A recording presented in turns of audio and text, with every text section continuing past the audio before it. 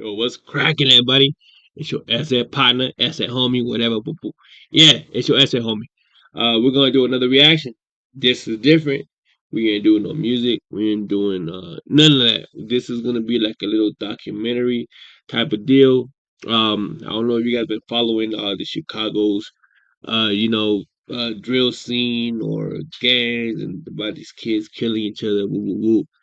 That's what we're gonna do today, man. So before we get started with anything, I'm gonna hit y'all my intro. So post up, chill, grab your blunts, grab your liquor, and just sit back. Subscribe to the channel. That's the most important thing, man. So post up.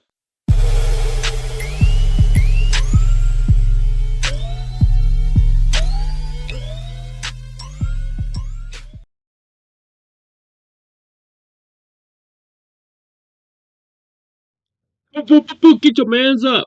Alright, so this is gonna be the story of TV, aka Biko.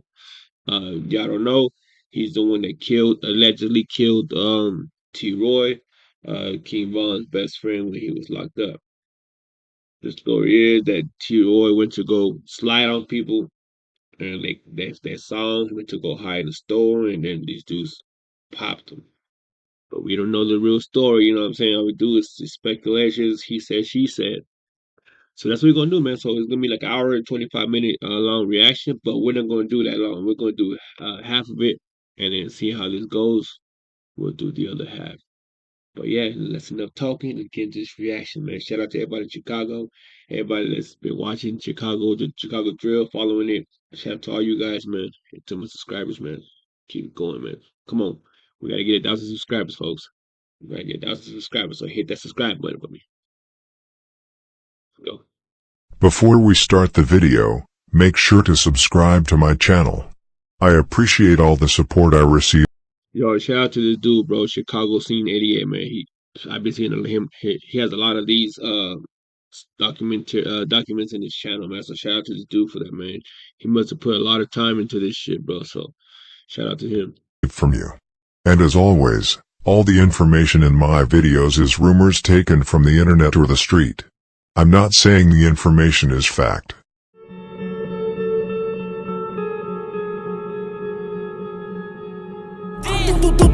Pick your mans up. Yeah, just because people used to come through shooting us every day. Yeah, this block, words can't even explain. Can't even explain. Yeah, man. Little school Valley, 05, way on money. Young Money, man. They in the building. 600 boy, LA, man. LA Capone, man. Get it to him, man. OC2 boys, man. Rondo number 9, man. Number 9 shooter, you hear me?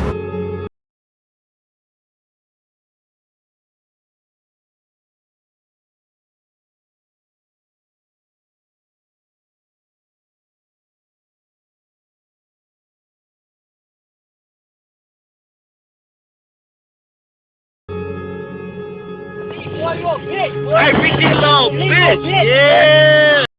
And the intro has so many dead people, bro. So many dead people just in the intro. LA Capone, Rondo number 9 is locked up. G Herbo, I had 051 Melly, FPG Doug, JoJo. I be watching this shit, bro. So I know the names, bro. What's that? I just never seen these little document things, but it's gonna be the first for me. Get it. Fuck is wrong with you? Hey, I am Brick Squad. Brick Squad, what the fuck is you talking about? Most people have no clue that in 2023, the best way to make money on Amazon is not with physical. You have to be willing to die or go to jail for 100 years if that's the lane that you're stepping in. You have to understand that whether you're 15, 16, you got to think like a man. You know what I'm saying? Like, so don't be in it. Oh, you're not? Why does everybody say you're only 16 years old? They say what they want to say. How old are you? 300. The story of DB, aka Biko, Taekwondo World.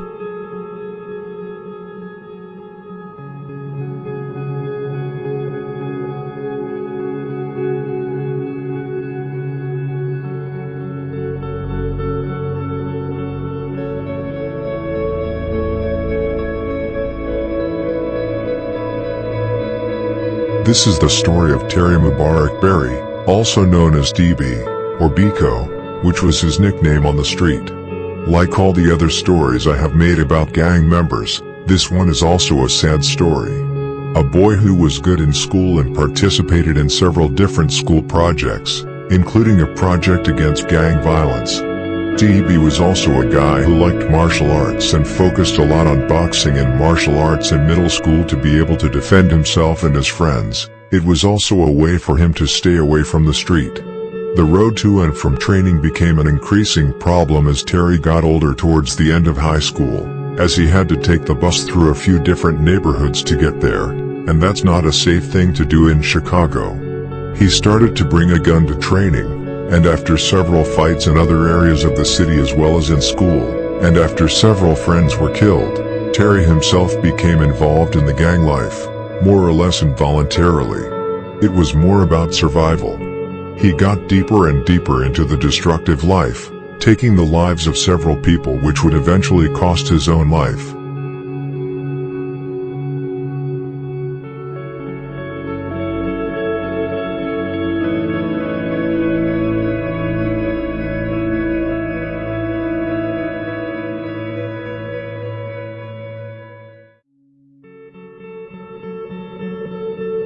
Terry was born on January 28, 1996 in Chicago, Illinois, on the south side of town. DB was the son of King DB, who was a well-respected OG from Paxtown and is even seen as a legend from Paxtown.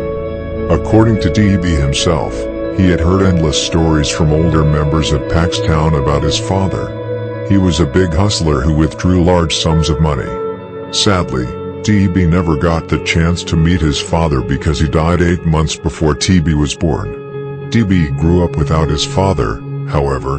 He had a stepfather who was there for large parts of his life. King TB died very young. He never... Man, that shit's crazy, bro. Like, this almost all similar. Everybody, their dad died before they was born, or at like an early age of their life, their dads got killed, bro. It's all the same shit out there. Sad, bro. Crazy. Shit. Made it to see the age of 20 and died only 19 years old. In 2016, when TB turned 20, he described it as a very special birthday because his father never got to see that day and that he felt blessed. TB often tweeted about his father, that he wished he was alive and that things would have been different if he was still alive. Although DB never got the chance to meet his father to see how he was as a person, he looked up to him. DB also had a cousin from Paxtown named Woody who did an interview in 2017 where he said he had lost over 30 friends to gun violence. When TB's father died, his mother moved to the south side, in the 6200 block of S. Eberhard Avenue to be precise, and gave birth to Terry, whom she raised. To my knowledge, DB had no siblings, at least none known or who moved in the same circles as him. However, he had his friends on the street who he saw as his brothers.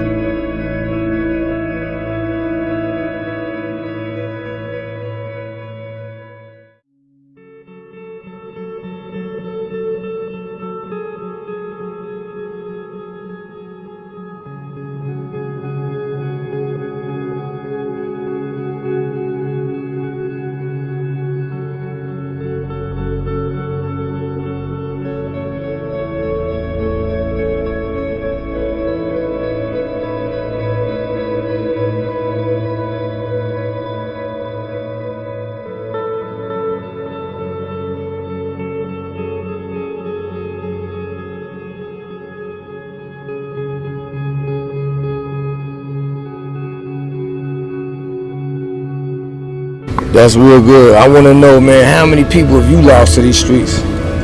Man, shout out some names, man. Some of the guys. About 30, at least about 30. I can name a few. That just my homie Lil Zach just died about a week ago. My homie Twan. I lost my little homie Jaleel right down here on Crandon in front of the stove. I lost my other homie Mo down here in front of the Jeffrey Sub. So, you know, I lost about a little 30 guys, though. Like, it's probably a little bit more than that, but I can at least say 30 off top, though. Yeah. My name TRYOUT, man. Hey, these streets. Here's one thing you need to do before buying anything online. Don't spend another dime on Amazon until you watch this first.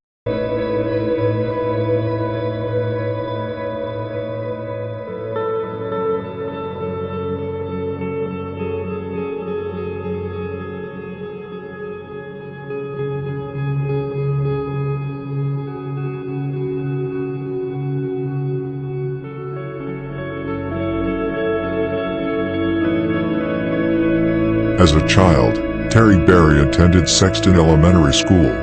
In middle school, Terry was a part of this series in the Chicago Sun-Times newspaper about violence reduction strategies and the importance of recreation. Terry was in 5th grade and contributed to this story, sharing about how gang violence in his neighborhood affected his ability to play at the park, and how he enrolled in martial arts for protection. Later, Terry became serious and dedicated to boxing. Boxing kept him focused and off the streets for a long time. But just like I said in the beginning of this video, the road to and from training eventually became too dangerous for DB. He needed to take the bus through several different hoods, which was dangerous. DB therefore began to bring a weapon to the training to be able to protect himself in case something should happen. However, in the end the danger became too great and TB stopped training completely.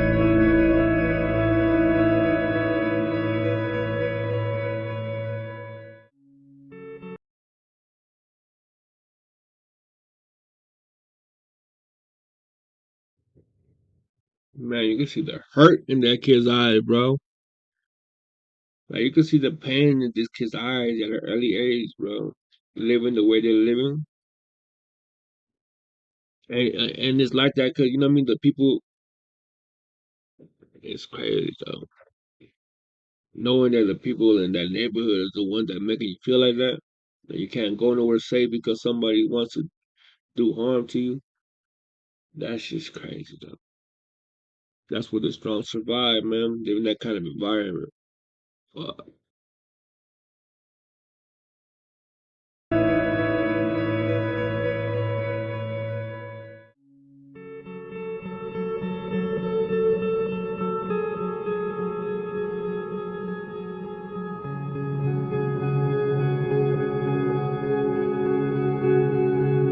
Like many other young people from the area, Still watching?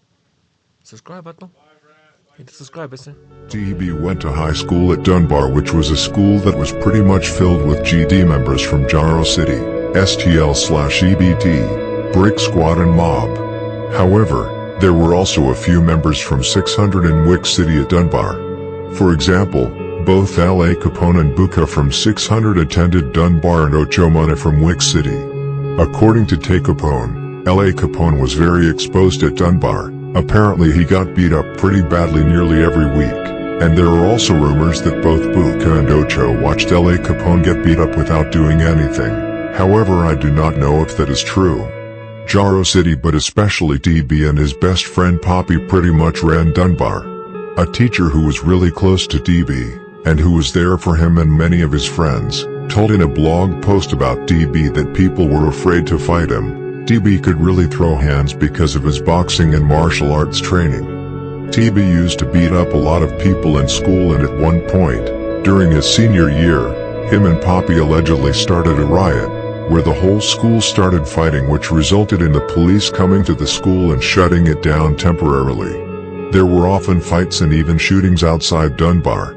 Much like Hyde Park, everyone knows by now that King Bun shot up Dunbar together with L.A. Capone, M. Thang and Mikado after blast his ass got jumped by Brick Squad members.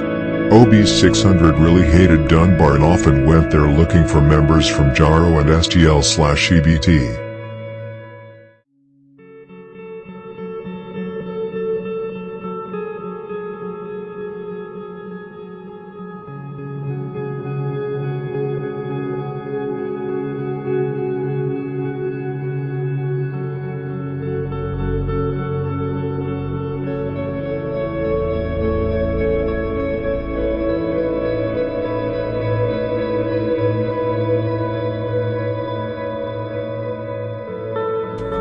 You feel me? I had to drop out of high school, nigga, because folks knew where I was here. They was niggas from my hood was standing on that business.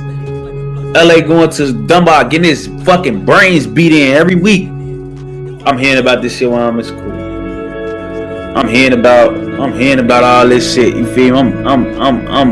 I'm seeing this shit happen to my homie. I come back from the hood. You feel me? Motherfuckers getting that. Oh yeah, woo. They just call LA. I see LA got fucking. He look like a skeleton, folks. On BD, both his eyes black, his nose got a bump in it, all type of shit, folks. You feel me? Like, They done beat my homie 3-4 times. I'm steady going to school out there. I can't even rock out with my nigga, folk. Cause folks so gangster, he gonna keep going to school cause he ain't finna make them think they moved him out of school. You feel me? All type of niggas then stop going to school, folks. There was so many niggas in Dunbar that just all of a sudden, when the ops got in that bitch, like everybody wanted to go to Dunbar when the BDs was deep as hell in Dunbar. Soon as the ops fake made it a competition in that bitch, for them start getting up out of there. For them, it was all good. Everybody going to school every day when all the guys in that bitch. As soon as the ops migrated in that bitch and make it an even playing field, motherfucker getting up out of there. Niggas ain't even wanna got them be in that bitch. For them, so LA going in that bitch, folks fighting, niggas ain't helping, niggas getting up out of there, acting like they ain't see niggas and shit. So, just as mentioned recently, DB had a teacher who was close to him, who helped him and his friends and was also there in his private life. For example, when Poppy from Taekwondo World was shot dead, she was there with DB and his friends at his funeral. In the blog post I mentioned earlier, which is basically a whole story about TB's life, she mentioned that she has nothing positive to say about Dunbar's educational establishment. Only 49% of the young people in the area. When a teacher has nothing positive to say about a school, that should tell you something. They need to shut that shit down and you know what I'm saying, and redo something. These kids ain't even safe at school. How the kids gonna run to school and teachers just sit there and just, I'm just here to teach, man. Whatever they do, whatever, we'll just give them money. Cause that's how it is. Teachers just want to get that paycheck and they don't give a damn. So, man, when a teacher has nothing positive to say about a school, it's crazy. Shit. And she must have been down as teachers though, man, having his back. Area graduated from high school.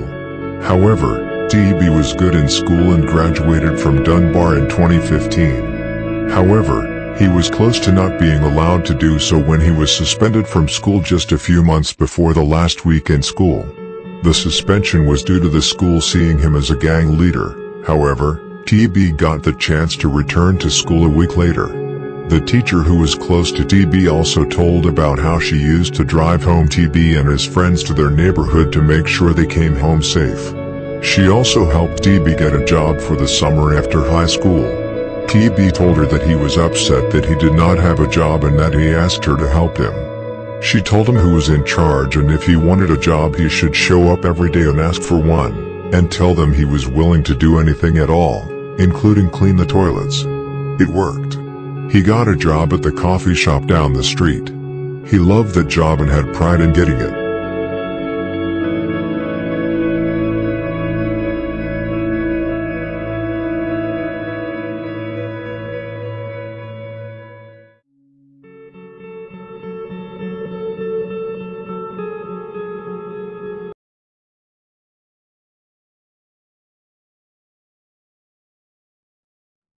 This pic is from my IG. It's a day Terry can't see me.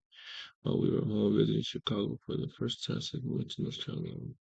Emily told me he had gotten into community college.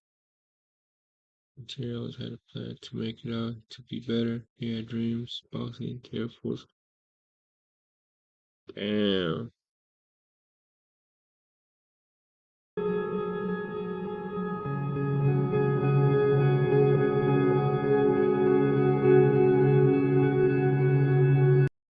See, man, kids do care about people, man. Just because they live in a certain area, bro, and they have to act a certain type of way, does not mean they don't have feelings, that they don't care about people. You know what I mean? Like, they have to put that persona, that street persona, you let it be shown so people know they're with it. But deep down, there's always that, you know what I'm saying? I got love for everybody type shit. You know what I'm saying? And just, we all have it, bro. We all have that persona we have in the streets, at work, whatever. When we get home, our loving side comes out. You know what I mean? Because we're safe at home around your family members, your people that you really care about. You know what I mean? That persona goes in the back, and your family and your friend persona comes out. It's crazy, bro. TB came into criminal life around 2012 to 2013 after he started hanging out with other young members from Jaro City and STL/EBT such as KI, who pretty much taught DB and other younger members like Lil Bubba, LC, and Richie Jerk how to rob people and how to do hits. When you grow up in an area like TB did, where gangs are as palpable as they actually are, when all your friends are involved, your closest friends can be in danger, you yourself can be killed just because you stay around your friends, then it is very difficult to stay away from that life. In the years when TB came up, there was no Taekwondo world of which he would later be a member. TB was originally one of many shorties from Jaro City together with people like I mentioned earlier, Twan, Lil Bubba and Richie Jerk. Sure, Taekwondo was killed in the summer of 2012, but it took a long time before Taekwondo World established itself as its own set. Taekwondo World was first one of many branches within Jaro City. There are, for example, Tutu Gang and Hottie World. I will now tell you the story of Taekwondo World and why it took so long to establish itself. It all depended on one person, KI. Wells Fargo has donated $60 million to advance homeownership in underserved communities as part of a $525 million donation to support housing affordability solutions. Wells Fargo, the bank of doing. And they split. Do you ever wish that you could go back in time and just take one pick off of that last parlay that you made? So all these gangs, all these little sets that y'all see out there in different places around the world, it's not just a name they just brought up. It's a name from somebody that got killed and they had that they highly respected.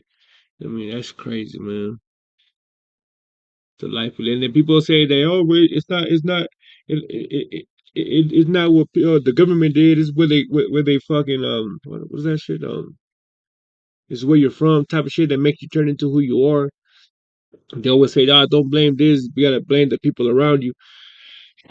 But it's true, man. It's you guys are packed in a certain area where the rent is low, everything is low, poverty is affordable for what we could afford, even though it's nothing to a lot of people, man. But when you jam a lot of people into a small, cheap, living type of environment, and you gotta survive because you want better for yourself, better for your family, and everybody's trying to get out, get money the best way they can, and then of course feuds happen, things starts being said, and then they start hating each other, and they're so close to each other, where dude, you could walk outside and see your enemy and just shoot, cause like it's stupid, man. It's just stupid, man. But that's just the way life is, I guess.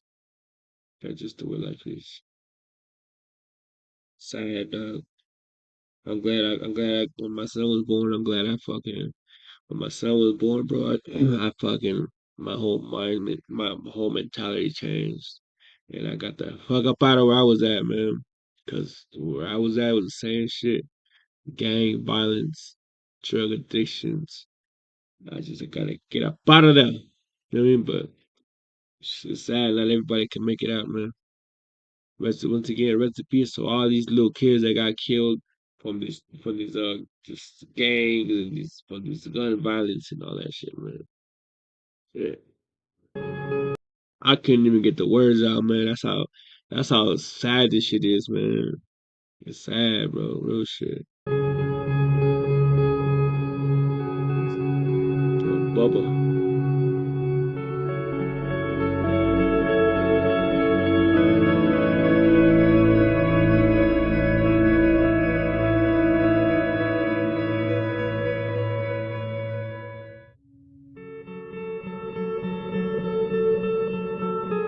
On June 24th, 2012, Taekwondo Tyler was shot dead outside a party in the 6200 block of South Rhodes Avenue, Jaro Territory. 13-year-old Taekwondo was at a party with his 19-year-old sister when a fight broke out around 1:20 a.m. The two siblings ran away from the party and onto a street and then into a nearby alley. Two older guys, Wayne and Nate from Jaro City, followed them and fired shots at Taekwondo, striking him once in the chest. Taekwondo collapsed in the alley, and when paramedics found him, he was already dead on the spot. See, it's crazy, right? Because I was watching this. I like to watch a lot of this Chicago stuff, bro. Because it's fascinating. It's sad to say, but it's fascinating. Like, dude, how they living up there? But I was watching this one dude, Trenches News, I think. Trenches was it Trenches News? Yeah, the dude with the ski mask. Yeah, he was saying that Taekwondo, he ain't get, it wasn't meant for him. You know what I'm saying? He was a jokester. And they were outside somewhere and shots fell off and he just fell. And they thought he was just joking, but those bullets wasn't meant for Taekwondo. You know what I'm saying? It was meant for some other people, and then he just happened to get hit. Because when you guys know, man, when people try to kill somebody, they never hit their intended target. They always hit the people around the wrong people. You know what I'm saying? But who knows? Who knows? Nate and Wayne could have did what they did, or it was an accidental, and he just got shot. He was in the crossfires, or but it's crazy, man. Innocent kids getting killed off of stray bullets. But like we said, nobody knows if those bullets were meant for him or not. But you know, we hear different stories, different sides, so who knows, man? According to police, neither Taekwon nor his sister were in a gang. However, it is quite well known that Taekwon was a member of the same gang as his killer, Nate and Wei, who were members of Jaro City. It was no coincidence that Taekwon was killed. He was best friends with none other than Ki from STL/EBT, who we got to know through FBG Buddha, who originally came from Jaro. The three became FBI Butter. FBI Butter. very close friends around the middle of 2011, roughly after OD from Wick City was killed. Taekwon jumped off the porch in early 2012. He did not shoot any ops yet, but he went on robbing sprees almost every other week along with KI and Buddha. They often robbed people from Dipset 650, E-Block and even guys from his own set, Jaro City.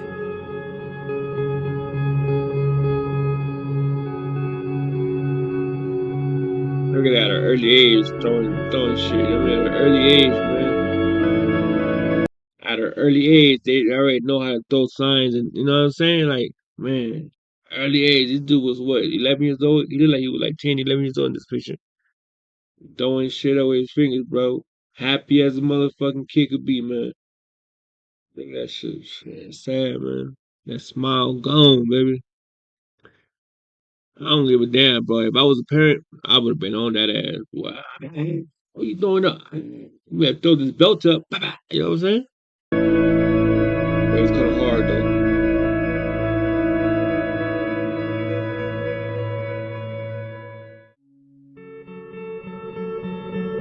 Did he ever admit to killing him? Like, did he say it was meant for him?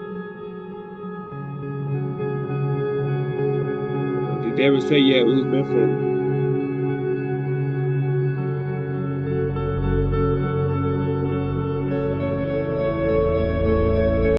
What I say? I know a shooter going through something right now. Taekwon's there.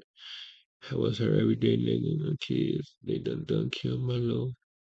Told Taekwon niggas fair. Yeah. I ain't trusted soul since they took Taekwon. Why I look at niggas different.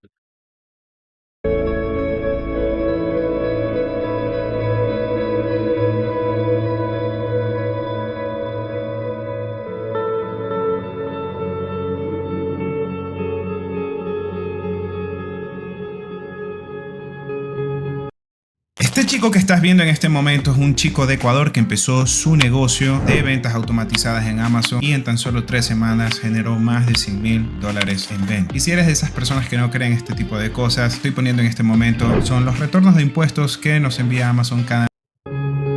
Taekwon was taught by Jakara to rob older guys, because the younger ones were not close to the older members, so it did not matter if they did anything against them. The older guys were also less likely to retaliate in any type of way, because older guys have in many cases stopped playing with guns, stopped shooting and killing people. For the most part, it worked for Taekwon. Along with KI, he robbed multiple people from different sets they actually were cool with. Taekwon's robbing spree, along with him starting to hang with STL's main killers, made his name ring bells, and he became well known across the GD sets in the area, but also for their main enemies, O-Block and 600. Taekwon made himself a big target. All it took was for someone to not care about his age and try to kill him. And that's exactly what happened in early 2012 when he got shotted for the first time by King Von. A few weeks prior to the incident, Von had gotten shotted by Ki and Wooski on King Drive. Von luckily managed to escape the situation and was not touched by any bullets. A few weeks after that incident, Von and Scud from a block walked around on EBT's block, looking to score. They spotted Taekwon, Wooski and Ki across the street and started shooting at them without hitting anyone, and Ki, Wooski and Taekwon were quickly out of sight as they ran away through a nearby alley.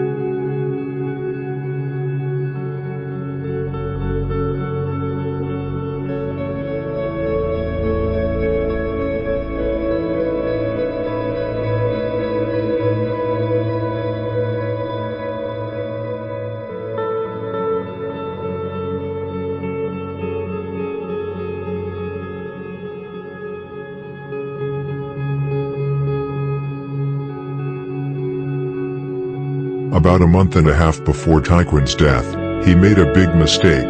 He robbed Nate from Jaro City. Taekwon did not know that this particular OG was a killer, and one of the guys who did not qualify as a stain or lick he could hit.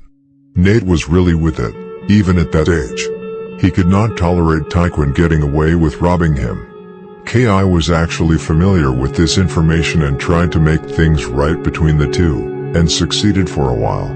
It was all cool between the two for a couple of weeks because Ki thought she had talked Nate into it by saying that Taekwon did not know better, because he was just a child. All of this only for a couple of weeks later for Nate to hit up Wayne and plot on killing Taekwon, which they did and ended up getting locked up for.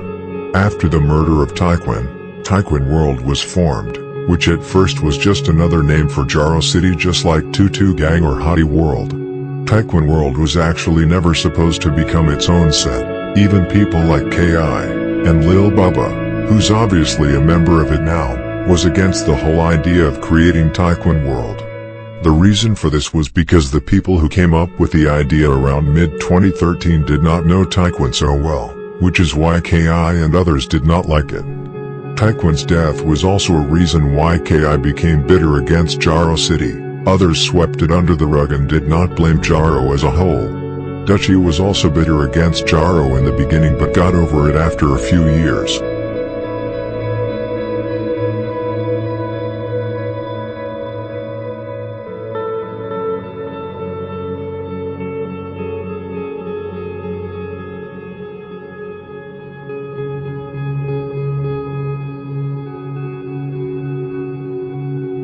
What made the relationship between Ki and Jaro City even worse was that Jaro seemed to co-sign the idea of Taekwon World, with the majority of Taekwon World being made up of guys from Jaro City, along with a couple of STL members like Ki's brother, who was also close to Taekwon, just like herself, and Lucky, who claimed Taekwon World at first but went back to mostly affiliating himself with just STL, because what many people do not know, about half of Taekwon World was always looked at as goofies trying to get clout off Taekwon's name. But after many of the shorties like Lil Bubba, DB, Twan, D-Money, LC and others started to do more in the streets and eventually started to catch bodies, it became its own set. Truth to be told, if Ki still had been alive today she would probably have been Taekwon World herself after all. The reason I say this is because Ki was on the verge of taking D-Thang's idea, starting her own thing, with her being the captain of the team. A few months prior to Ki's death, more and more shorties started to claim Taekwon World, and not too long after Ki was killed, the shorties started claiming Taekwon World for real and established themselves as its own set. The younger people that Ki once brought up started to put in heavy work and became a major problem for O Block.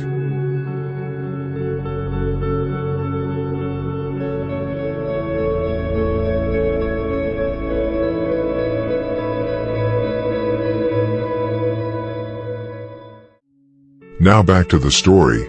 Just as I just mentioned, a few months before Ki's death, many younger members from Jaro and STL/EBT started claiming Taekwon World, and that was also around the time when the first body dropped from Taekwon World.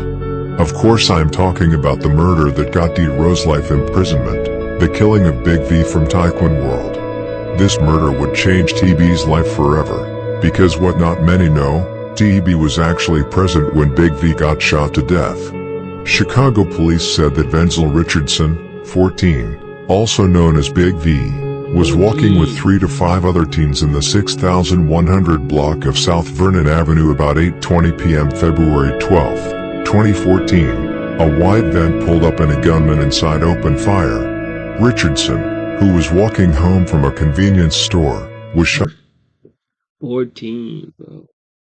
These kids, man, dog. And it's crazy because, if we've been following this, you've been seeing him, bro. Like, hey, I stood over his body and put 3 in his head, 2 in his mouth, in his neck. You know what I'm saying? Like, it's nothing, bro. It's like, man, shooting people in the head is nothing. It's just like they're so numb to it. It's just normal, bro. How can that shit? Well, I understand why it can become normalized, but still, bro, like at a young age, at 13, 14, 15, standing over somebody and just giving them dome shots and just like it's nothing, let the whole clip out on top of them like it's nothing. Bro, your soul is gone by that time, bro. Your soul is just gone. You're not even there no more. You're just numb to life. You know what I'm saying? You're numb to life, man.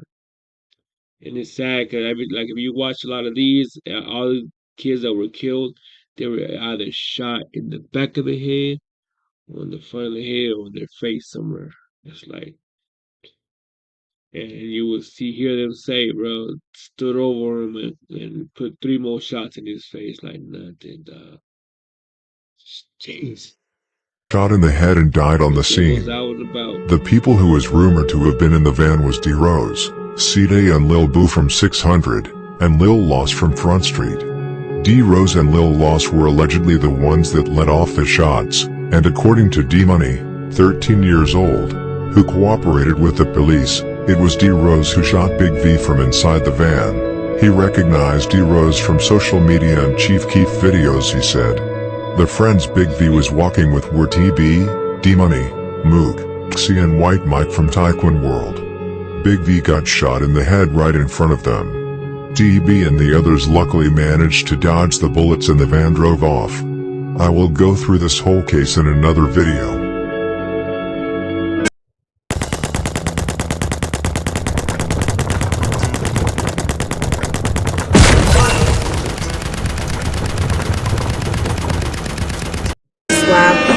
My clique is unique, we stay on the mic, we never go to sleep.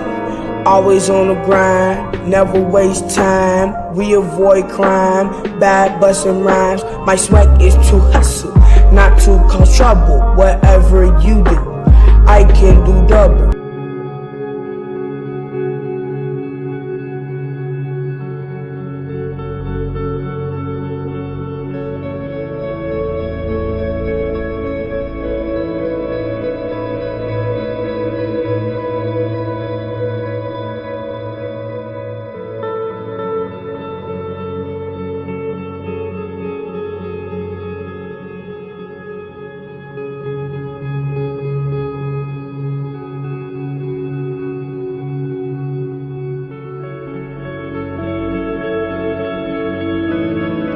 This was not the first time TB lost someone, even though his former teacher stated that he was never the same after one of his best friends Wenzel was murdered right in front of him.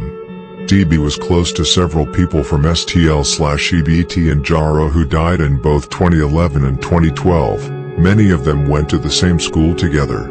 He was close to people like Tutu, Lil B, Dale and Modell. Taekwon World had also lost a member a month before Wenzel was killed. Lil Mo. He was shot to death by Manny Fresh from STL/EBT, this after Lil Mo beat up his sister while they were dating. Manny Fresh, whose real name is Daryl Lee, got charged with the murder but eventually beat it in trial and got released in 2020. This was an individual internal event and it stayed there. Most took Manny Fresh's side because many thought he was doing the right thing. In addition, he is one of STL/EBT's originals.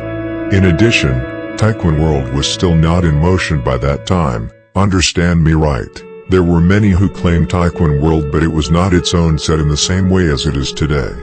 It was very mixed in the beginning, most claiming both Jaro and Taekwon World, or STL/EBT and Taekwon World. TW was not as strong and organized back then as it is now.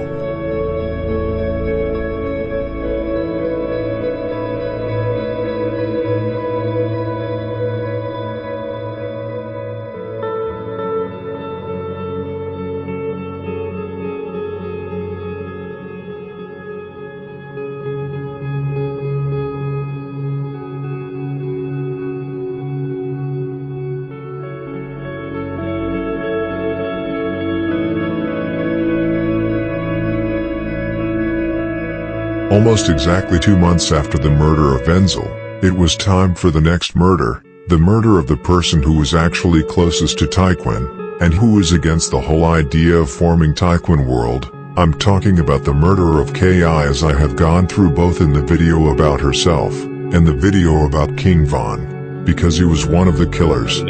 So there's no point in going deeper into that murder. It was really after this assassination it all culminated, and Taekwon World really became its own group of members who only claimed Taekwon World. They were no further than the branch of Jaro City, even though they were still close to them. DB, LC, Dwayne, Bubba, D-Money, Mook and other shorties that KI once upon a time had brought up now started putting in work in Taekwon World's name and put themselves on the map. About 2 weeks after the murder of KI, Taekwon World, with the help of STL/EBT, showed what they had learned from her. Lil Twon from Taekwon World and Can't Get Right from STL/EBT were on the hunt to get payback for KI.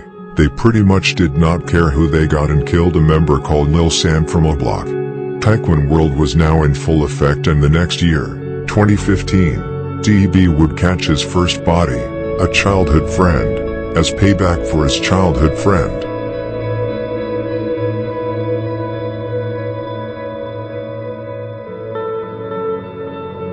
Now we have come to April 2015, the year and month when TB allegedly caught his first body, the murder of Capo from Front Street. What makes this event and story so incredibly tragic and sad is that Capo and TB were childhood friends. They had been friends for over 10 years, played together as kids and ate from the same table. Even when they got older, even though they ended up on different sides, they still kept in touch and met. However, that would change, and it was all due to the murder of Big V, where Front Street was involved. A few months after the murder of Big V, Capo started mocking Big V, and that was when TB and Capo started fallout with each other. It all got even worse when Capo started mocking Lil Mo, who I talked about earlier, and Lil Mo was actually TB's cousin. The friendship was gone between the two. TB felt very offended by Capo, who could not even refrain from mocking his dead cousin. It was at this point that DB allegedly decided to hunt him down and kill him. It all went down on April 20th, 2015. This was an easy score for DB. He knew where and how Capo used to move on the street. Taekwon World was in traffic and drove around King Drive. They spotted Capo in the 6000 block of South King Drive. It is rumored that TB jumped out of the car and shot Capo 6 times in his back, and then hopped back in the car and sped off from the scene. Capo, 18, whose real name was Marshawn Fleming Jr., was taken to Strager Hospital in critical condition and later pronounced. Yo, that hospital seen a lot of dead kids, man. Every time you see these videos and the kid getting shot, they were straight taken to Strager Hospital. That hospital seen so many dead kids, bro. It's probably like, man, it's crazy, dude. Pronounced dead. This was incredibly cold-blooded, done by TB, allegedly killing his childhood friend. What makes it even more tragic, sad and disrespectful is that one day after the murder of Capo, TB uploaded a picture on Twitter together with Capo with the text, "Everybody knew that you were my brother," along with another picture from his other Twitter account with the text, "Show respect to my browski." I do not know what to call this type of behavior, if it's sociopathic or psychopathic, or just simply tragic. 2 days after the murder, a Taekwon World member also tweeted, "Biko in the cut like 2-2, better watch your back."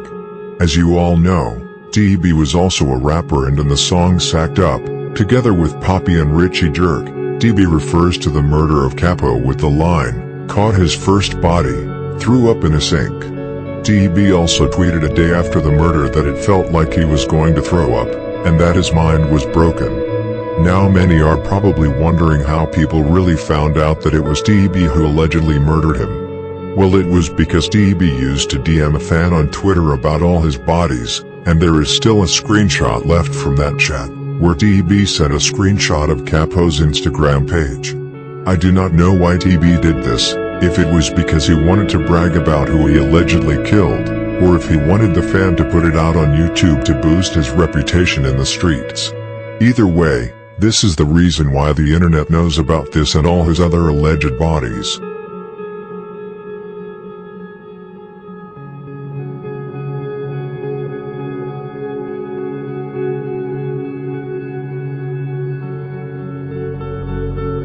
Like he wasn't a ring. All his first body threw up in the sink. Phone them and stuck up, he stuffing across. Hold up.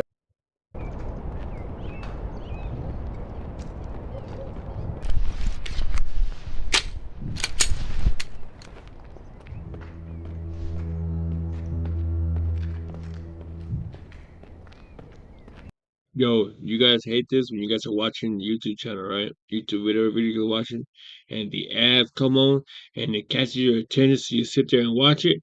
That's what happened right now. Thanks.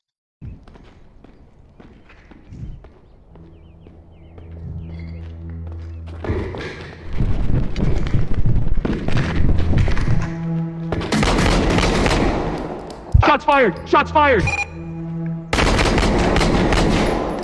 What the hell?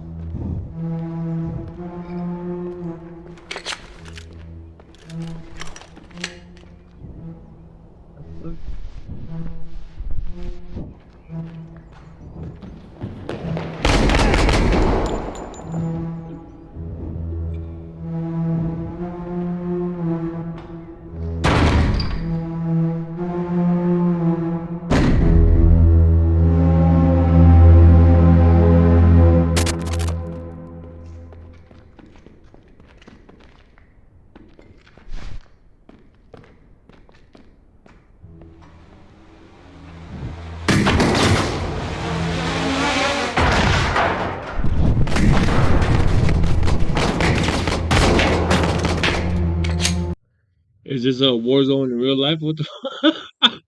Oh shit, I heard them say. A little drone and shit. What is this? On record, official indicate.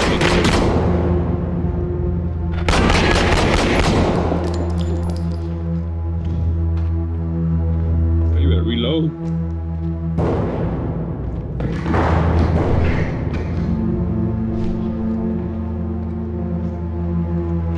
At least it come out big time. Boy, that shit look fun.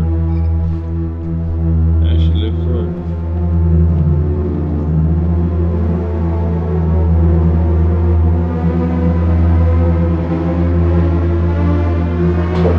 Where the fuck is Oscar? Oh, what the? Hold on, man. Hold on. That shit's, hey, that shit, yeah, that shit's, hey, that shit look good to the mug. I gotta try that bitch out. Alright, let me go back to my shit. Hold on. I gotta try it on later, though. Hey, that shit, yeah, that shit look fun as a motherfucker. Boy, I'll try it out later, though.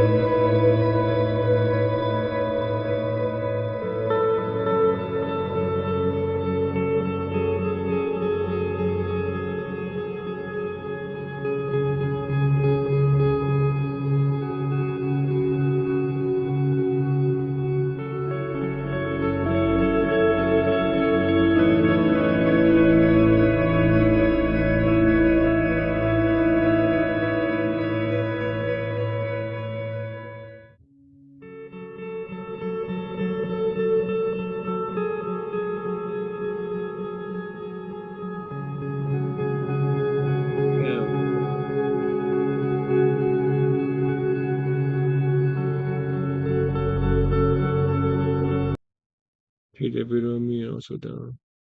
Peace.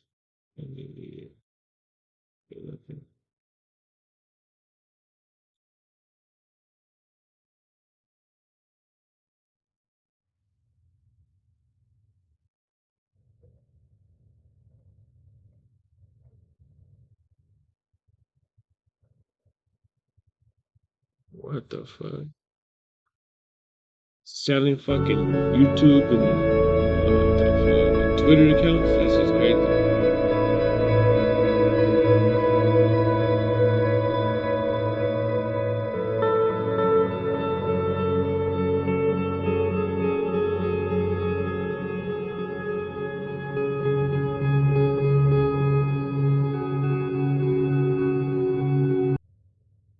They do like shots. Damn. They don't see how they mock each other after they kill each other? Crazy, man. After the murder of his childhood friend Capo, it was fairly quiet out on the street between Taekwon World and their rivals. However, both sides were still active and shot up each other's hoods back and forth. DB and Bubba were Taekwon World's most active members in 2015. At one point they shot up 600 in a block almost every week together. They were extremely close around this time. Although no bodies were dropped after Capo, Taekwon World managed to shoot several members from 600, a block and Front Street. In March 2015, Joey from a block was shot in the face by LC from Taekwon World. Fortunately, Joey survived the shot, but the bullet went through his right eye and tragically blinded him. Taekwon World gave LC the nickname LC Leave Them Blind after the incident.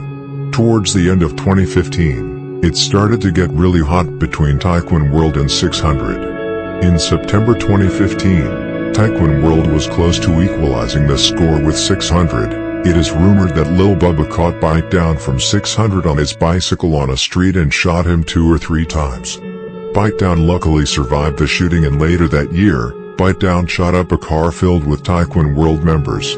Later in December, Lil Twan shot both Michi and Quano from Front Street in a block. Both survived.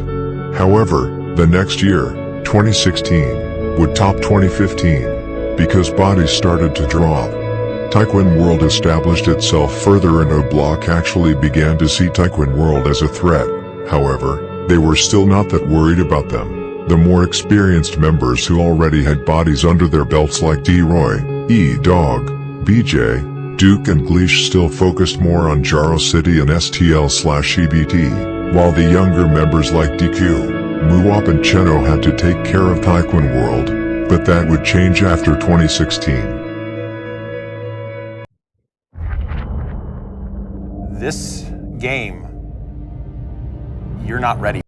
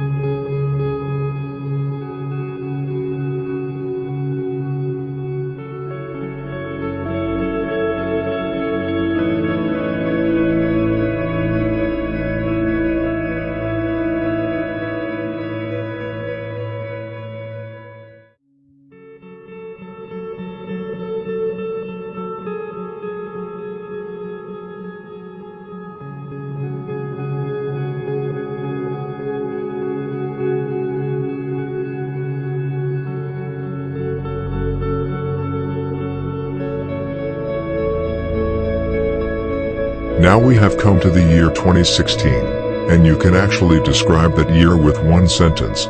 Taekwon World, STL/EBT and Jaro City gave O Block, Front Street and 600 hell in 2016. They literally torched them, mostly for what they did while King Bun was out, dropping P5, Boss Trell, KI and Model. The gang that probably went most crazy out of the three was Taekwon World, and not least DB, who became one of the most feared members from their side after allegedly catching 3 bodies in the same year. So much happened in 2016, and in order not to confuse anything, I will go through everything in chronological order.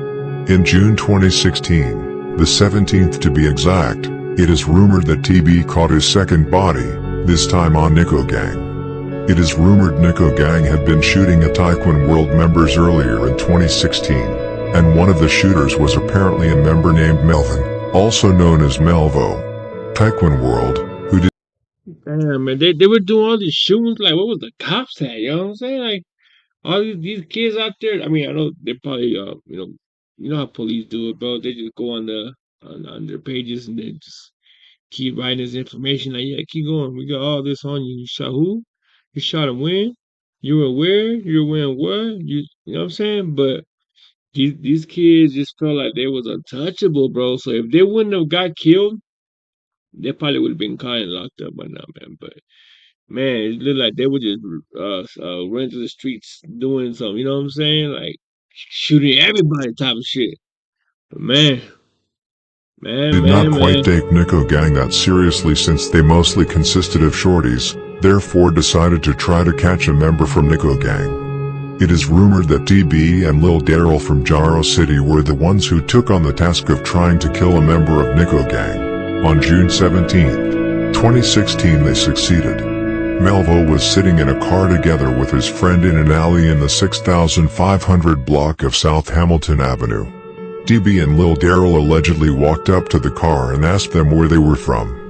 According to the friend in the car, Melvo replied, "I'm not about that."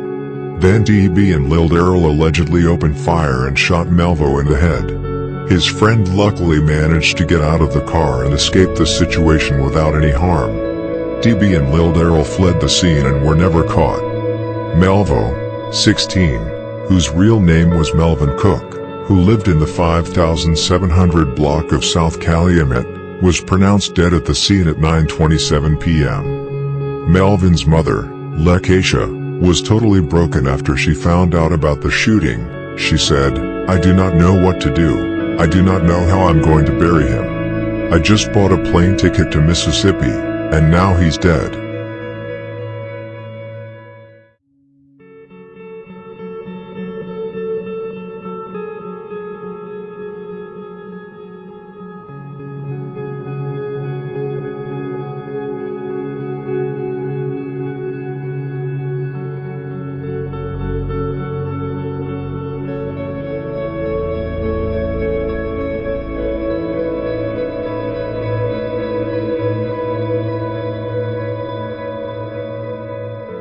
Exactly 1 month after the murder of Melvo, it was time again. DB was, according to rumors, yet again involved in murder that took place on July 17, 2016. This time, a body from a block was dropped. I'm talking about the murder of BJ's little brother, Cheno. However, there is a lot of controversy surrounding this murder, as members of a block believe that Taekwondo World and STL/EBT had nothing to do with the murder of Cheno, which they also said about Big A, which turned out to be true. G.I. Joe and Can't Get Right had nothing to do with the murder of Big A, which Muwap pointed out in a discussion with Richie Jerk from Twitter in 2017. Just as I have mentioned in previous videos, take my videos with a grain of salt. Not everything is true, it's all rumors. However, I will still tell the theory that STL/EBT and Taekwondo World were actually the ones who got Cheno, as well go through what argues that it was not them, and that it was actually No Love City who got him. Cheno was walking with his girlfriend in the 5700 block of South Union Avenue, which is MOE No Love City territory, and actually the street where King Von's sister Kayla grew up. A car pulled up and according to Cheno's former teacher, who made a post about his death, they asked Cheno where he and his friend could get some weed. Cheno is said to have answered, "I have no idea." Then they exchanged some more words and the one he was talking to pulled up a gun and shot him in the chest. Cheno fell to the ground and his girlfriend ran in panic from the scene. Moments later, the other man in the car took the gun and hopped out of the car, and emptied the rest of the clip into Cheno's chest. Cheno was found lifeless at the scene and taken to St. Bernard Hospital, where he sadly was ultimately pronounced dead. Whole clip on him? Oh, mercy, bro.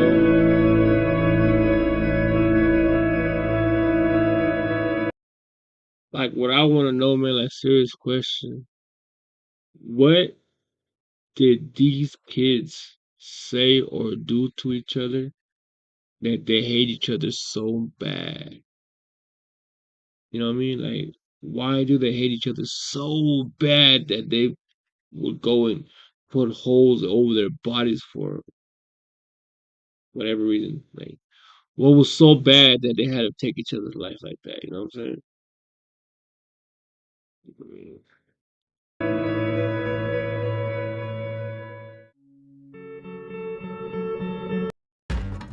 Go farther on full synthetic with AutoZone. That's crazy. Right now, you can get 5 quarts of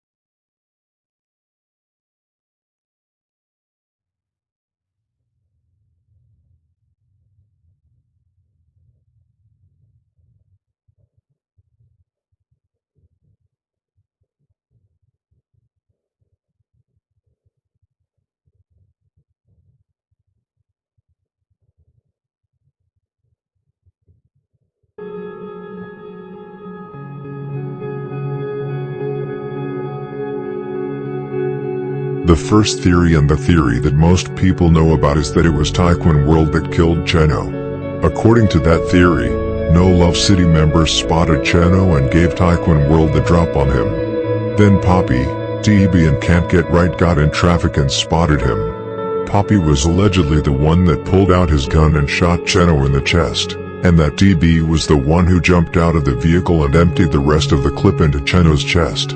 It is rumored that he did that due to the fact that he had personal issues with Cheno, and had even mentioned him in several tweets 2 months before the murder. What suggests that this theory is true is that there is Facebook posts from a block members, friends and family that is mocking Poppy and saying RIP to Cheno the same day Poppy was killed, and the day after. It is very common for members to say RIP to friends when their killers die. It does not have to mean that it is actually the killer. It can also mean that they have taken revenge by killing one of their members. But just as we saw after the murder of King Von, where several members and families said RIP to Von's alleged victims, it usually means that their killer is dead. What contradicts this theory, however, is that Cheno would never have stood and talked that way with Poppy, DB and Can't Get Right. He would have recognized them immediately and run away, because he knew who they were and what they looked like. However, this argument depends a lot on whether it is actually true what the teacher said about them exchanging words seconds before he was shot. Alright, teacher gonna know that.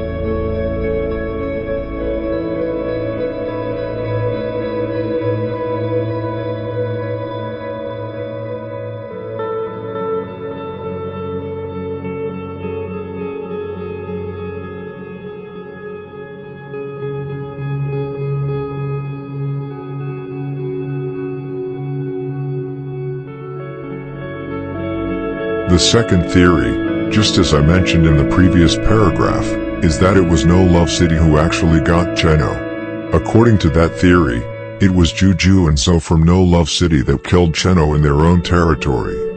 What supports this theory is that Cheno's ex-girlfriend, TK, openly wrote on Twitter that Zoe killed Cheno. Days after the murder of Cheno, several tweets from both members from 600 and O Block indicated that it was NLC and Zoe who were behind the murder. Just a day after the murder, Muwap tweeted, FMOE. However, a member from MOE responded to the tweet, and said that MOE had nothing to do with it. Just days after the murder, Waldo from 600, and Man from A Block also started writing to Zoe from NLC on Twitter and wrote, "People will get up with you." However, there is quite a lot that speaks against this theory.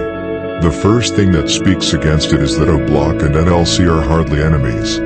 Both Cheno and his brother BJ are both originally from No Love City and have a lot of family there.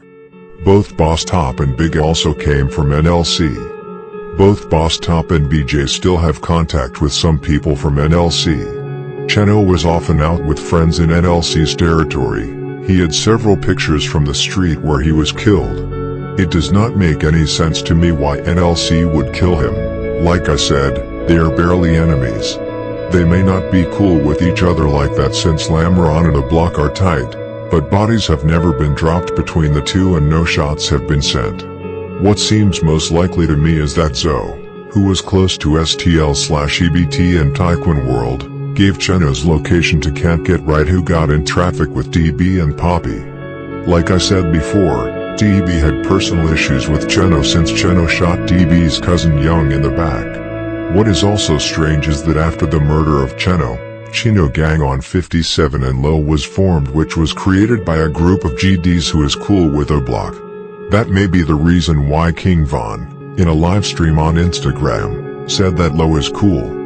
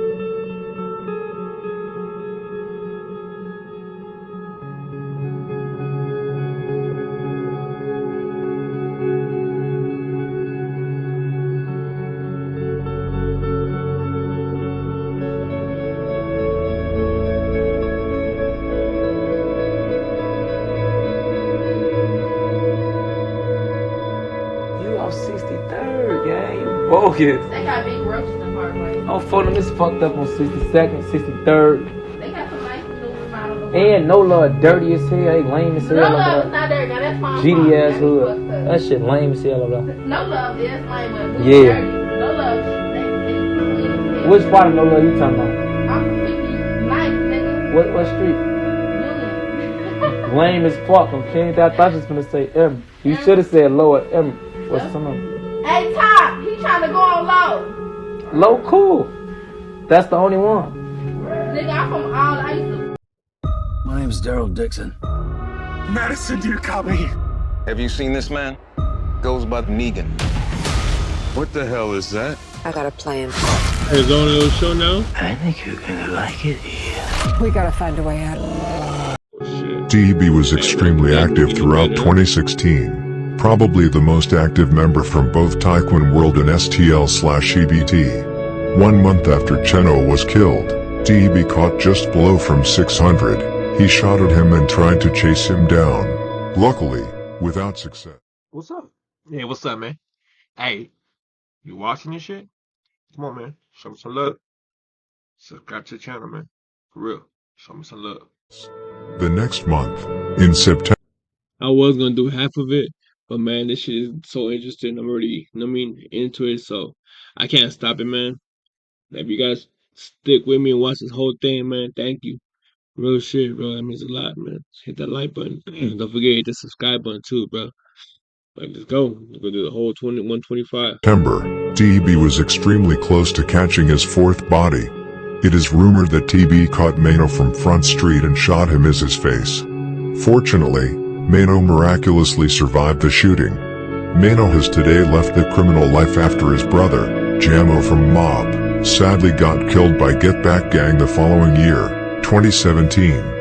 Another member from Taekwon World who was also close to catching a body that month was DB's close friend Poppy, who is rumored to have caught Jock from 800 off guard, shooting him in his chest. 800 is a set that basically has war with everybody. Jock was mocking Big V on Facebook, which led to the shooting. Jock luckily survived. 2 times from Taekwon World actually mentioned this incident in his Crazy Story remix in 2018. Later in November 2016, it is rumored that Duck shot D-Roy in the hand. Taekwon World, Jaro and STL/EBT really were going crazy. The month after T-Roy was shot in the hand, in December, TB would catch his fourth body, the third and final body of the year, and it was yet again a member affiliated with O-Block.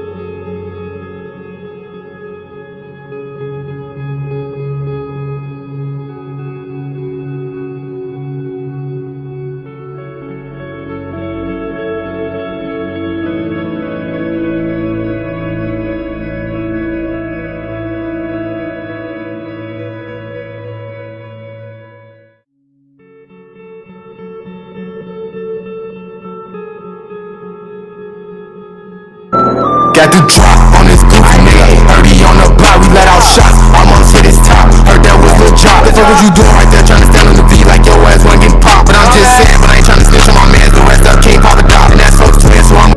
Now we come to TB's last alleged body of the year. I'm talking about the murder of Lil Chris from MetLife, O-Block. The reason I wrote both O-Block and MetLife is simply because Lil Chris pretty much claimed both. MetLife is considered by many a mix of members from O-Block, 600 and Front Street. I will make a video only about the history of MetLife in the future. Lil Chris lived in Parkway Gardens but was never an official member of O-Block. Chris mostly claimed the buildings, 6217, which is MetLife. His father and cousin Guan also claimed MetLife and were also BDs. Chris also had a brother, Carlito, who is a member from O-Block, and his cousin D-Nice, who is Guan's brother, also claim O-Block. Chris was also the cousin of Shaq, blast his ass and Hudo from 600. Lil Chris was close with several people from O-Block like Ocho and BJ, this affiliation, and with him living in Parkway was the main reason why he got killed.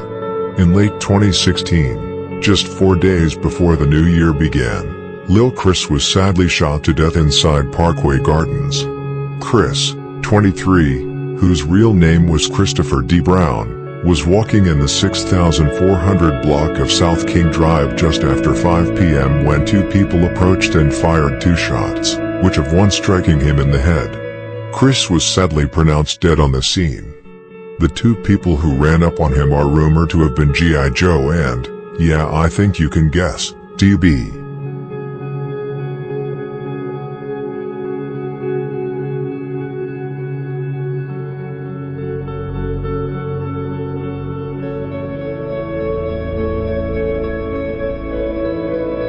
About a dozen people crowded near the crime scene tape as officers investigated the shooting. Brown's body, covered by a white sheet, lay on the ground between 2 buildings. Several residents watched from their balconies and windows. Others stood outside in the cold. One woman, who said she has lived in Parkway Gardens housing for about a year, said she heard 2 gunshots before police arrived. I can't believe I'm sitting here looking at a dead body, she said. Another resident who was arriving home from work stood outside. She said she moved to Parkway Gardens about 6 months ago, but doesn't allow her young son to play outside. This is just the wrong neighborhood to hang out in. This is sad, she said. Too many lives are getting lost over here, in just this one complex.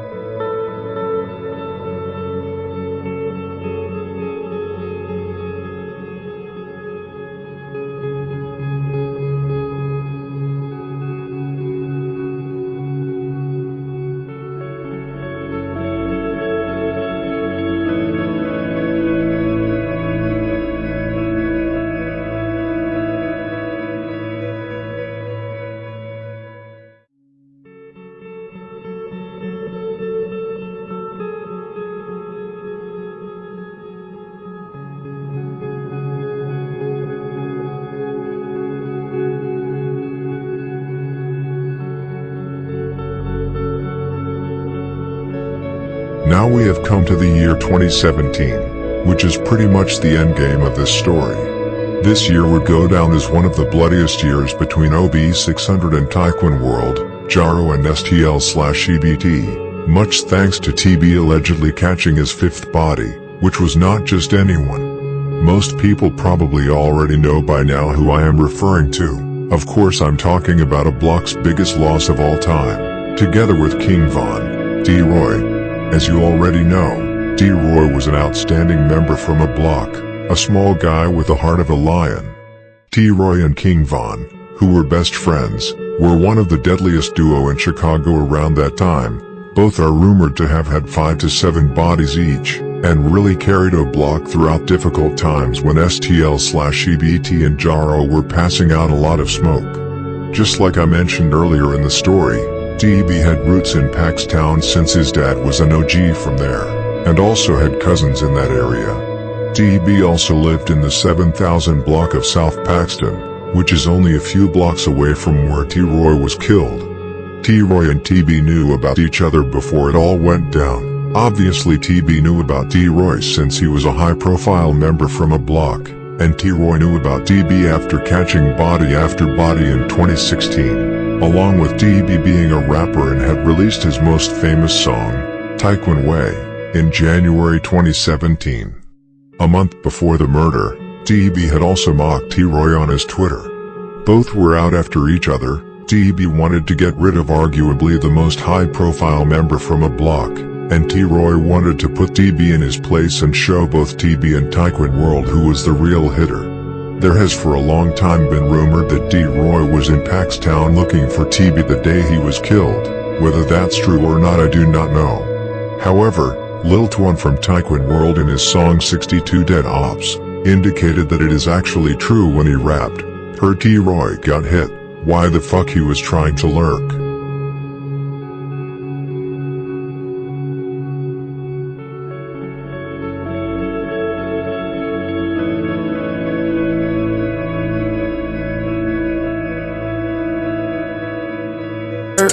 T-Roy got hit.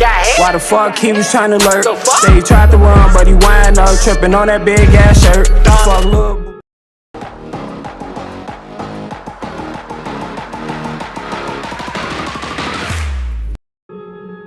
On Valentine's Day, February 14th, 2017, TB caught his fifth body. T-Roy's life would end, and TB pretty much got his death warrant. T-Roy was walking on the 2000 block of East 71st Street in the South Shore area, allegedly looking for TB. TB had several pictures of him standing on the exact street, and especially outside a sports shop on that street.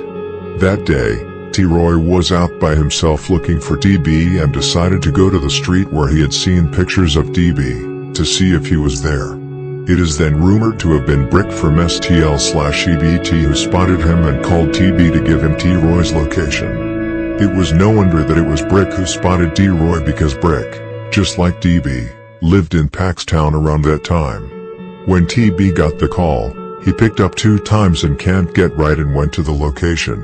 But D-Roy, who was on full alert since he was lurking, spotted them and upped his gun on them and tried to chase them down. DB and the others ran and got away and went to their apartment, grabbed guns and dressed up completely black.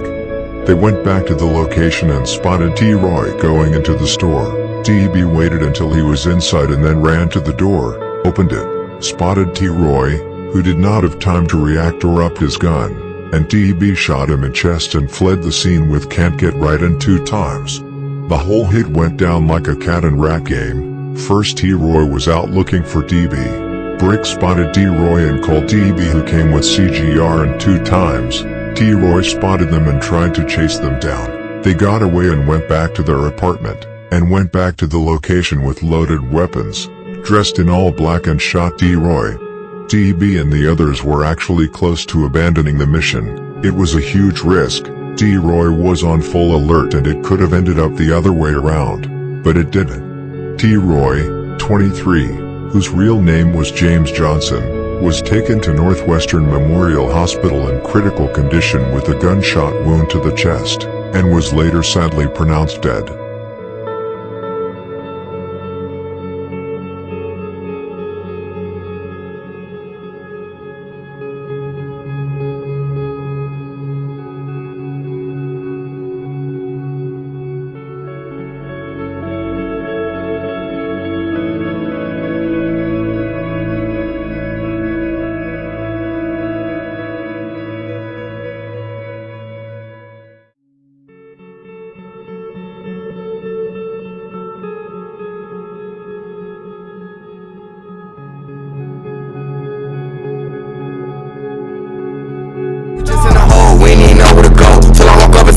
went to the store. We need high hop on. Folks said this don't go, but you know go.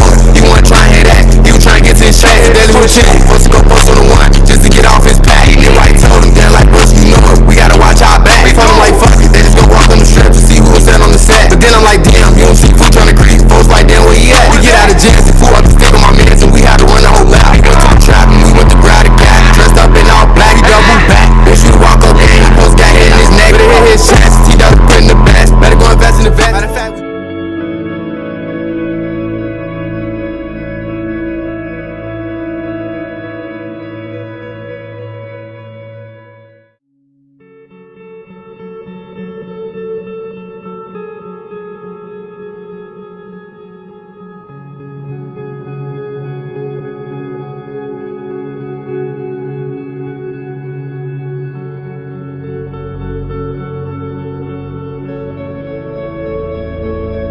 motherfucker run up on me, I will shoot you. No problem. I will fucking shoot you. Yes, I will. So if you see me, it ain't no shit. Leave me the fuck alone.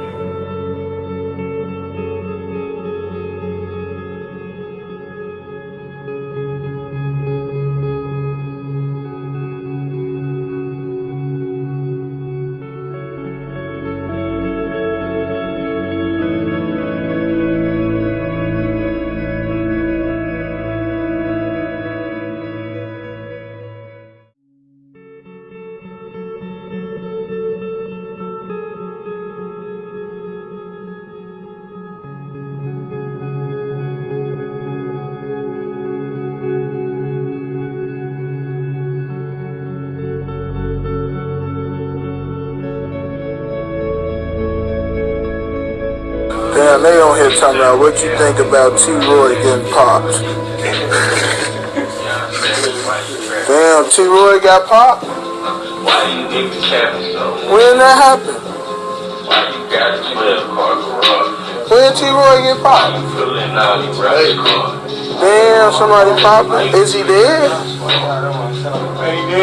Is he dead? Did he die? Damn, merchant, they popped T-Roy. It must don't be, it must ain't that important shit. It ain't all over the internet.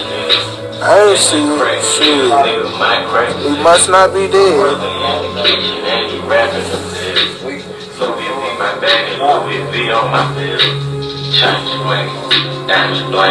Yo, I'm gonna figure this shit out. Just be cool out there. I call folks. It's like, this on like Valentine's Day, you see what I'm saying?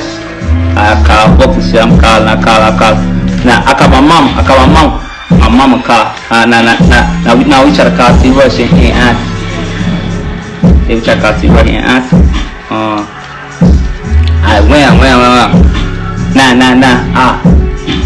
What I do? Alright, I call somebody. I probably call a hoe or something. I call a Zaria, so I call a bitch or something. I call a hoe. Then when I call my mama back.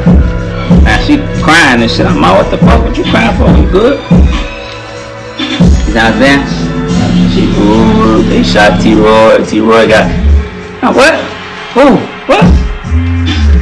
Look at the phone. You know how that shit go. You in jail? You can tell. No. What? Now we calling. Remember what's going on? He got hit once. Some shit. No, damn. What the fuck going on out there? I'm T-Roy got shot. Look, this is the thing. Y'all don't know T-Roy. Y'all gotta leave out history of T-Roy. Y'all don't know. T-Roy got the that's T-Roy. That's T-Roy. Oh, you know what I'm saying? Y'all don't know T-Roy like I know T-Roy. You know what I'm saying? So now here he gets shot on. The fuck he? You don't want to tell me like don't be lacking. Don't be, you know? He was on me. He used to be on. He used to be in charge. You know what I'm saying? Cause me and him. We back to back with my boy, you know what I'm saying? Folks got shot, I said, hold on. I said, the streets, hold on. Who got shot? Who? Nah, he a gangster. He got shot before. He a gangster. They said, the folks ain't make it on phone them out. I play it out, you know me, you gotta play it out. You in jail, so all type of goofy ass niggas around, you know these niggas 30, these niggas. All of your business on King David, I walk it off. Let us sit in on. Now my homie from out west, I fuck some niggas out west, Willie D and them and nigga Junior on phone them. I fuck with them niggas hard, okay? That's the same gang. Now they see me, I'm just walking around in circles on the deck, you know? And they put their arm around me when I'm like, damn, you good, bro? You good? What's wrong with you, Vaughn? Yeah, I'm good. Ooh, hey, what's wrong? You got a phone, man? I'm good, you know? Hey, what happened? I mean, they just killed T-Roy. Ooh, he what? Hey, I'm T-Roy. They just killed T-Roy. Oh, I gotta break it down on King Dave, that shit. I couldn't help it. They just hugging me. These some real niggas. You see what I'm saying? We grown ass men. Folks grab me to hold me and shit. You get to there, you gonna be alright, shorty. You gonna be alright. Oh, hold on, boy. That's my best friend, boy. They told me they just killed my best friend while I'm in jail. I'm in that bitch finna go crazy. Oh, I'm in that bitch, don't know what's going on. I'm in that bitch getting that. Who the fuck is y'all? I'm in that bitch mad on. Oh yeah, I'm in that bitch getting that. Nah, not my best friend. You know what I'm saying? I'm in that bitch getting that. If he get got, there ain't a lot of hope for a lot of niggas, cause he be. Y'all know how folks see it, man. Niggas know T-Roy. Oh, niggas know T-Roy. Oh, let me see who up. The guys just looking like, ooh, this nigga preaching on, oh, no trip, you know? Taekwon World did not stop here. 2 months later, in April, Taekwon World shot Buka, Manny and Porky from 600, and later on shot Domo from 600. But as you all know, the consequences of the murder of T-Roy would be horrific. Get Back Gang was created and dropped body after body on Jaro, STL/EBT and Taekwon World. It came out pretty quickly who it was who allegedly killed T-Roy. TB was self-snitching in songs where he said things like, "Oh Block Savage, watch him die like 600 times," along with, "Get Back Gang my best work," and tweets saying, "You all won't ever get back. FBG brick wrapped, play with my brothers, I make one phone call." Had Biko get back on that bullshit in the song Leave Em right there just couple of months after the murder. But just like I said, the consequences would be horrific. The older members from a block who already had bodies under their belts, along with a couple of lion-hearted shorties, formed Get Back Gang. People like E-Dog, Duke, Capfuck12, Gleesh, Muwop, DQ, Macado, and not least T-Roy's little brother HK, started to turn up. Only 3 months after the murder of T-Roy, Get Back Gang killed Lil Ho from Jaro City. 1 month later, Jamo from Mob was killed. A month after that, HK killed TB's close friend Poppy from Taekwon World, with a bullet to his head. Almost exactly 1 month later, both FBG Duck's brother Brick from STL/EBT and his cousin Kobe Mac from Taekwon World were killed. Bodies were really dropped like flies. RB600 made sure to get the job done on every hit, no mistakes, and 3 months later, HK got what he promised. Revenge for his brother's death. Do you even know what the fuck you yelling? Block Savage, watch him die 600 times. True 40 for shorty, I squirt. Get back, ain't my best work. GWSD, we won't back wrong.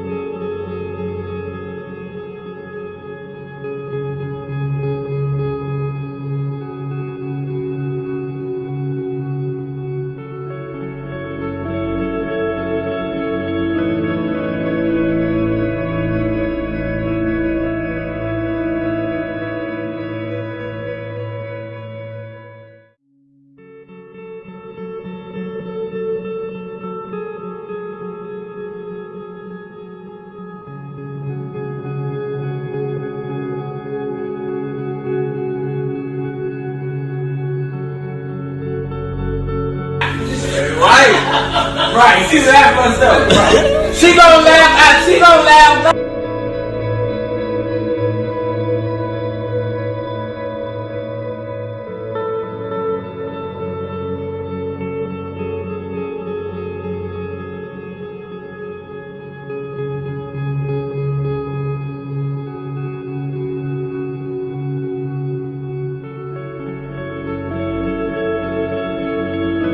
TB was totally heartbroken after his day one friend Poppy was shot and killed on June 16, 2017. Duke and HK found out his whereabouts and pulled to the location. HK allegedly got out of the dark-colored vehicle and shot Poppy in the head, who was later pronounced dead on the hospital.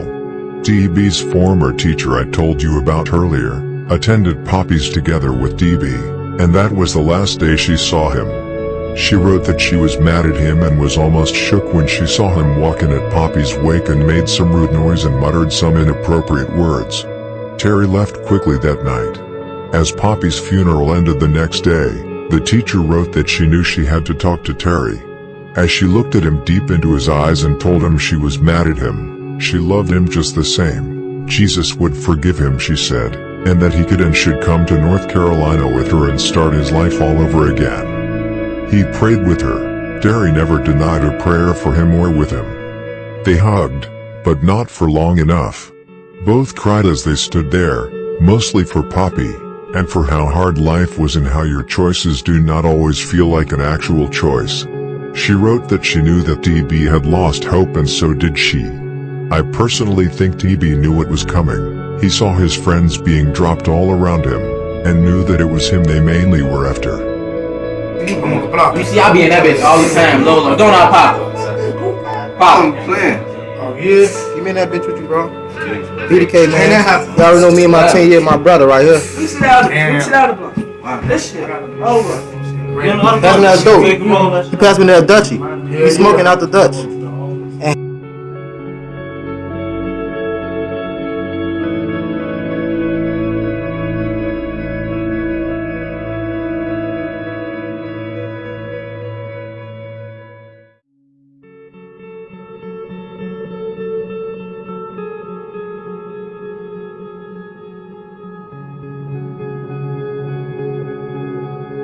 On September 26, 2017, DB's time would sadly come. DB was out with side from Jaro City in the 7000 block of South Chapel Avenue. Man, they went to this man's job and waited for him to pop out. Boy, when they really want to get you, they gonna get you. When they really gonna get you, they gonna get you, man. Especially when you're mocking them, bro. That's what thing about social media, bro. They have a platform to mock people and share it. And then more people start mocking them. And people that don't even know nothing about this keep mocking. That's crazy. Which is a 3-minute walk from where he dropped T-Roy. I think DB would have survived longer if he stopped hanging out in that area. It was not smart of him to be there. O'Block knew where to look for him, just as T-Roy knew. I'm pretty sure this was not the first time HK was out in that area looking for DB. I'm pretty sure he had been looking for TB for weeks around those streets. On September 26th, he finally got him. With the help of Moose Block giving out DB's location, HK, Makoto and Gleish got in traffic.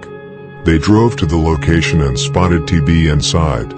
It is rumored that HK and Makoto jumped out of the car. HK shot DB in the head and Makoto shot Side in the head, and went back to the car and sped away from the scene.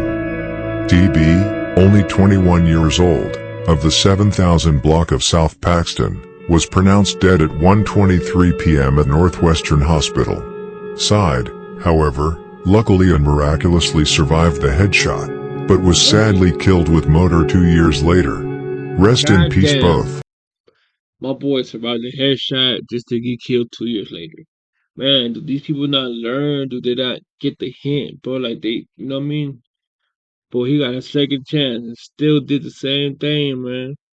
Oh, I don't know if he did the same thing, but once you get shot in the head and you survive that shit, you gotta get the hell on. You gotta move out the city, man.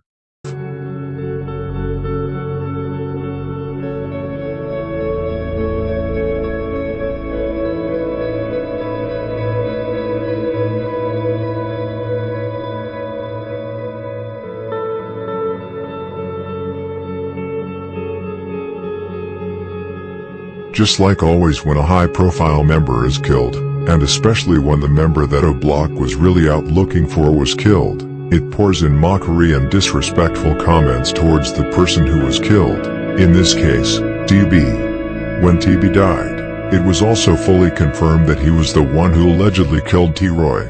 Lil Gerald tweeted several tweets saying, "Long live T-Roy Slayer." Esse from Taekwon World called him Mr. T-Roy Slayer, and that he became a legend after he did that hit, which says a lot about what a big heart and courage, both for good and evil, TB had in the streets to take out such a high-profile member as T-Roy. Get Back Gang continued their murder spree after the death of TB. Just 2 days later, they killed Fredio from Jaro City. However, 2 months after the murder of TB, it is rumored that Taekwon World got their revenge when Lil Cho, Wooski and Skinny killed HK inside Parkway Gardens. However, a lot of people, including HK's family, are saying that this is not true and that HK was killed by other BEDs, but that story is for another video. It was fairly quiet on the streets after HK's murder, but Get Back Gang was not done. In the summer of 2018, it is rumored that Duke and Muwop dropped Can't Get Right from STL/EBT. 4 months later, Dusky from Mob was killed by 600, followed by Waldo being killed by Mob the day after. The murder of Dusky led to Wooski, along with 5 other people, getting shot at Dusky's funeral.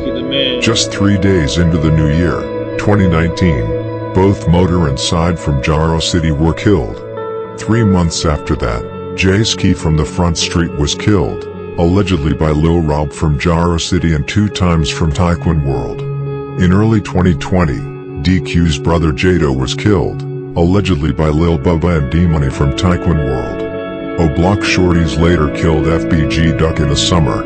2 of the shooters were allegedly C-Thang and T-Roy, Slutty and HK's brothers Al, and just a month ago, D-Money from Taekwon World was killed. This pretty much sums up the events of recent years. Taekwon World is still active, probably more active than STL/EBT in Jaro City. Much of the beef that is going on now is between O-Block Shorties and Taekwon World Shorties.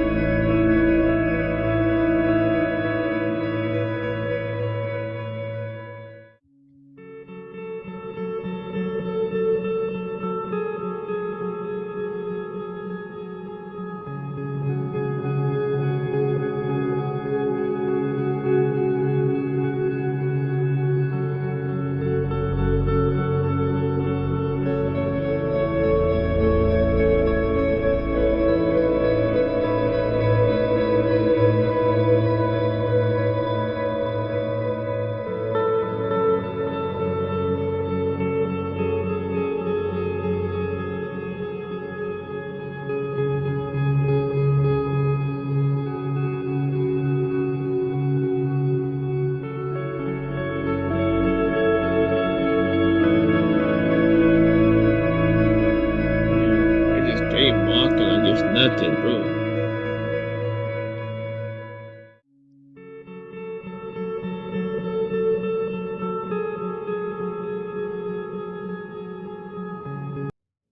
Those kids, man.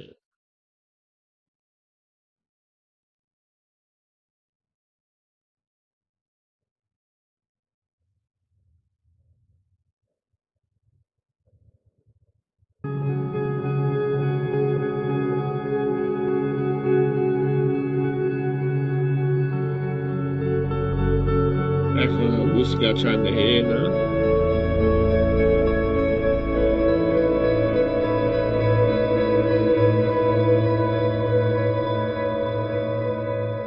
About 4 months after the murder of Can't Get Right, it is rumored that it was Wooski and Noah from Hottie Way, who was close to putting away one of CGR's killers for good. It is rumored that Duke from O Block was out in traffic on a bike on 61 and Langley, when shots started to let off towards him. 7 shots were heard according to Spot News. Duke was hit in the leg and luckily managed to escape the situation. STL/EBT will probably not get such a good chance to catch him again. Duke coming out of jail in April and will be alert. Duke, along with E-Dog, Muwop and DQ are at the top of the list for STL/EBT and Jaro. They are really desperate to get them because of what they did for Get Back Gang after the murder of T-Roy.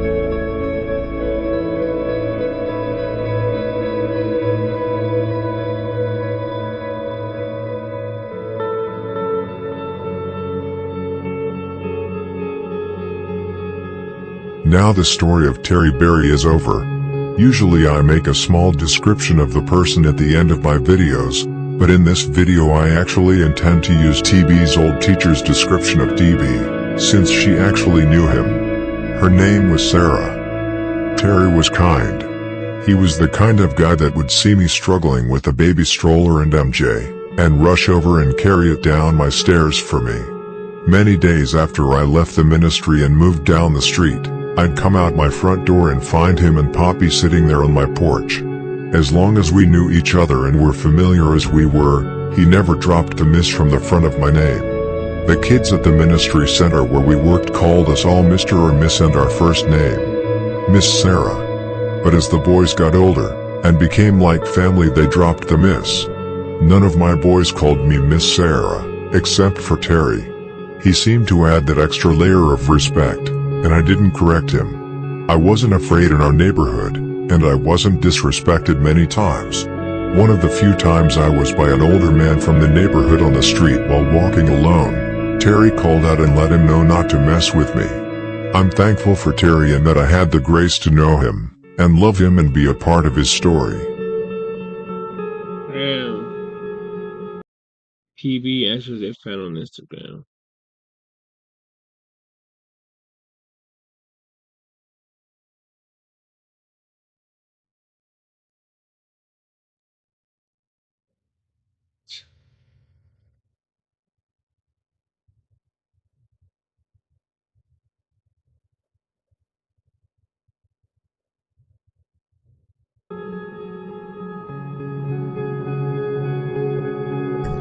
Thank you for watching the video. Comment on what you thought of it. Yo, that shit was crazy, man. Shout out to this dude, bro, because he be explaining a lot, and putting timestamps, and he be making this shit interesting, man. That little background music, that shit is on point, man. I really be focused on it. You feel what I'm saying? But a lot of these kids are living this life till this day, man. It's crazy. Like, you know what I mean? Parents, man, just be in your kids' lives, bro. Just, try to do the best you can. Listen to them, watch what they do, watch their demeanor. You know what I'm saying? You could tell a lot by your kids' way of the way that they talk. You can see that they're going through some things, bro. If you see your kids quiet, are always like in a, you know what I mean, in the dark, this speak for a reason. Something's going on, man. Try to be involved in that shit. Fathers, man, we need to be involved in our kids' life most, because without us, bro, they start going through a darker path, man. But yeah, man, shout out to the dude that made this video, and all the dead people from this video. Rest in peace to them all. You know what I mean? Only God will judge what they did. It's crazy, man. I hope they all are resting peacefully now, and how the social media just gives people platforms to just make fun and taunt the dead and the ops, and it's crazy. It makes it a lot worse, bro. Well, let me know what you guys think in the comment section. Should I do another one? They got a lot of them, bro. I ain't gonna lie. Just let me know which one you guys want me to do, and I'll get on it, man. I haven't seen them, a lot of them, so shit. I won't see them until y'all let me know which one I should do, man. But I enjoy watching this. I enjoy reacting to this shit. So yeah, hit me up in the comment section. Show me that I say I'm out. Support the channel. Subscribe to the channel. You know what I mean? The more you guys watch, interact, hit the like, hit comment. You know, it boosts my things up and more people get to see it, man. So you guys want to help Esse out. Whenever y'all want to donate, it'll be all in the description. And I would really appreciate that shit, man. Until then, it's your homie that Esse. I'm out.